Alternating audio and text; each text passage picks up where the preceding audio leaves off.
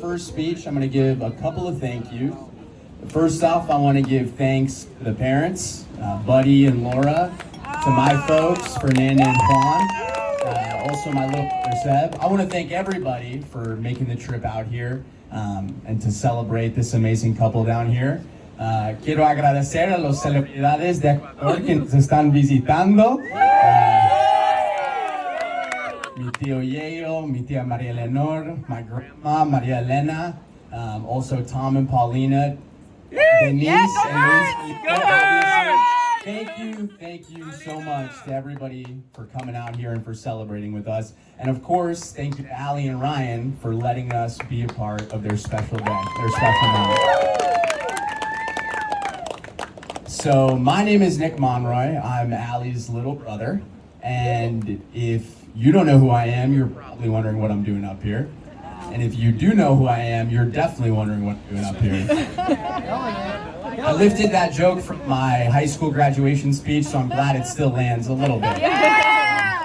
All jokes aside, I am so beyond grateful to Ryan and Allie for giving me the opportunity to speak on behalf of my family about how much the two of them mean to us. So Allie is my older sister, right, to me and Seb, but she has always been so much more than that. She has been my role model for as long as I can remember. If you look at our old family movies on VHS, like always, she's out front singing her heart out. I'm behind playing the air guitar and Seb is dancing right next to me.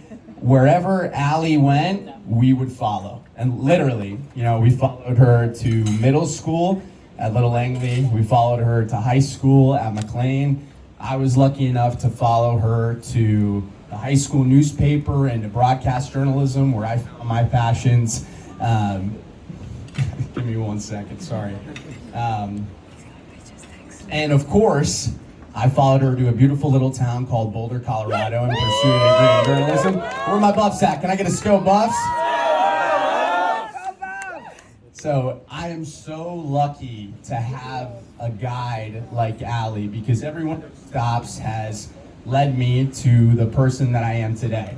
And they've also led her to the person that she is today. And I'm so beyond proud to call myself her little brother. And see the woman and the badass, businesswoman that she has become. I knew that she was going to be a leader from the moment I was this tall. She learned how to delegate quick when I was in high school, when she was in high school and she was in charge of taking care of me and Seb. She really wanted to go out to a party. What did she do? She didn't leave us by ourselves. She called her 3 best friends from middle school, Kyla, Duke, and Daniel, and she had them babysit up while she went out. I also think about when me and my little brother came out to visit Allie when she was still at Boulder and she was living with Sid and Kyra, and within 5 minutes of getting to that apartment, they put us to work cleaning those disgusting bathrooms that you guys had. But there's a lot of funny stories and a lot of great stories that I could tell about Allie, but my favorite story to tell is one that really changed the trajectory of my life. And it was when I was in 5th grade. I got back from middle school and I did terribly on this English paper that I had to do. It didn't make any sense what I was writing. And Allie was in high school at the time, and she had plenty more things on her plate to worry about than my dumb little 5th grade book report English project. And she took me into her room and she sat me down on her bed, and I'll never forget, she looked me in the eyes and she said, "I'm gonna teach you how to write." And it was like from that moment, a flip switched. And I found my passion for writing and for speaking and for storytelling. And it's a straight line from that moment. And as insignificant and as tiny as that moment may have seemed, it completely changed my life. And it's no surprise to me that I have stories like that. And I know that there's plenty of people here that have stories like that, because Allie is the most selfless person you will ever meet. She'll give you the shirt off her back and the shoes off of her feet if you needed them. And she has helped me, my little brother, and our family through so much that one speech or one story could never do it justice. And it's no surprise why, in that case, her and Ryan are such a perfect match together. You know, Ryan is such a terrific guy. He's smart, he's funny, he's handsome. Ryan, I can't read your handwriting. What does this one say? But all jokes aside, Ryan is an amazing, amazing guy. I cannot speak more highly of him, and I have plenty of stories with Ryan, but one of my favorites is one that I swear could double as the plot of like a 1990s sports movie, like a Bad News Bears, Rookie of the Year. And if there's anybody that works in Hollywood and wants to buy the script off me, you can find me at the bar. But I'll take you guys back. So sophomore year of high school, me and my buddies got really into playing Ultimate Frisbee. We would go after school every day. I think we got pretty damn good by the end of it. And it just so happened that we found out there was a Virginia high school Frisbee state championship. And there was this coordinator, his name was Alexis, had a man bun. This guy sucked. He did everything in his power to stop us from playing. And his biggest gripe was, you guys aren't serious at all. You guys don't even have a coach. And I was like, yeah, we have a coach. And I had about 2 days to figure out where the fuck I was gonna find a coach for our team.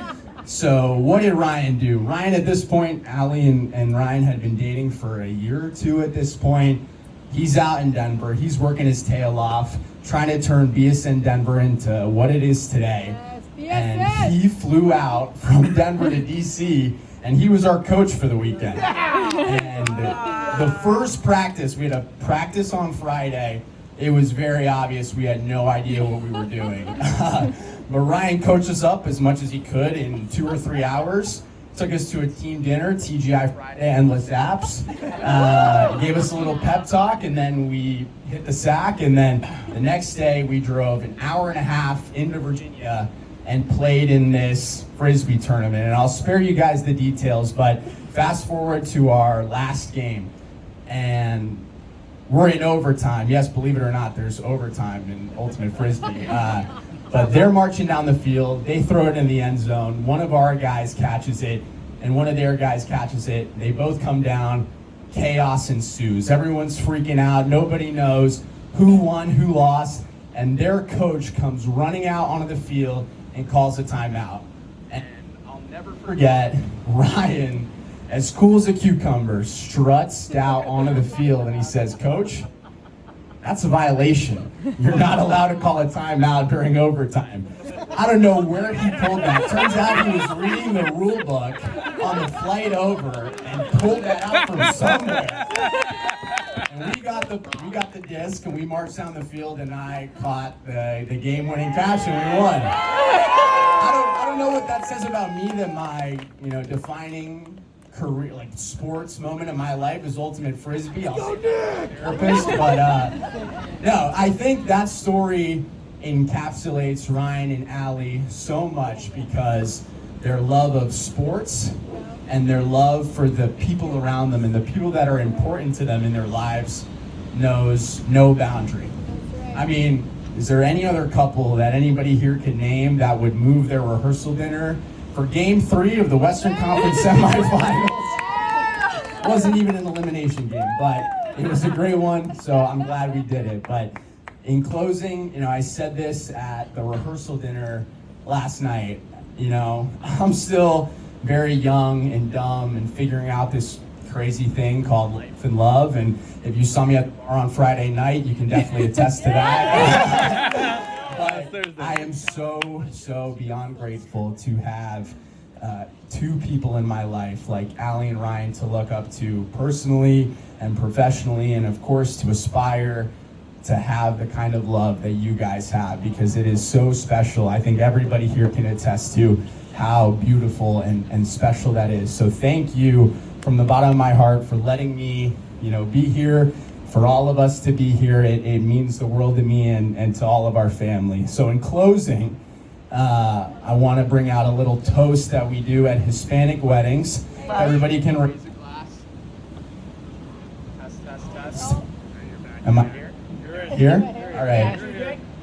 we're gonna say, long live the newlyweds. That translates to, que viven los novios. 1, 2, 3. Que viven los novios. Salud, mazel tov. Thank you guys, appreciate it.